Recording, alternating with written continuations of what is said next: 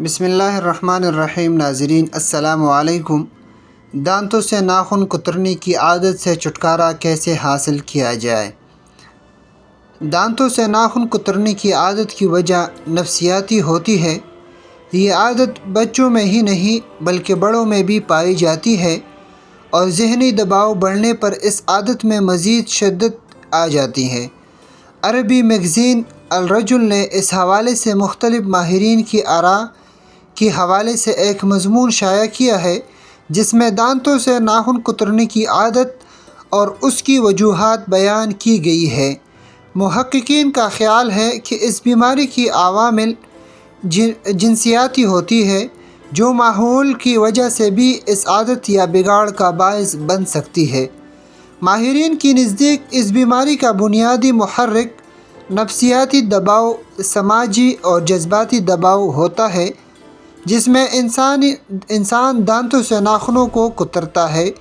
ناخن کترنا ایک طرح سے جمالیاتی خرابی کا باعث بن سکتا ہے، تاہم اس عادت سے صحت کے حوالے سے دیگر مسائل بھی پیدا ہو سکتی ہیں، جن میں ناخنوں یا ناخن کے پاس جلد میں انفیکشن ہونے کے علاوہ ناخنوں کی خرابی بھی شامل ہے۔ اس عادت سے چھٹکارے کے لیے مختلف تکنیکس استعمال کی جاتی ہیں، جن میں رویوں کی تبدیلی کا بڑا عمل دخل ہے۔ اس کے لیے نفسیاتی علاج بہت اہم ہوتا ہے۔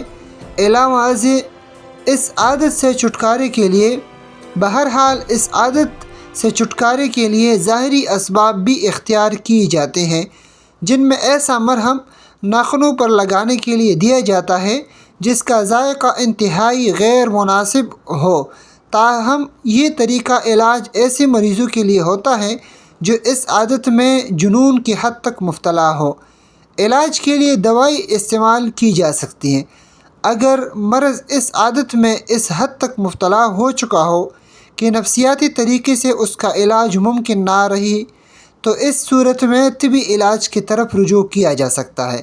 عام طور پر معالجین اس کے لیے اینٹی ڈپریشن کی ادویات دیتے ہیں، جن کے استعمال سے انسان کو کم سوچنے لگتا ہے اور نفسیاتی تناؤ یا دباؤ میں بھی کمی آتی ہے، جس کی وجہ سے مریض کی سوچ ناخن کترنے کی جانب نہیں جاتی۔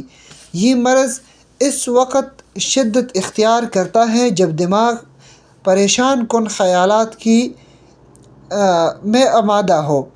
ایسے میں اس عادت میں مبتلا کوئی بھی شخص لاشعوری طور پر ناخن کترتا ہے۔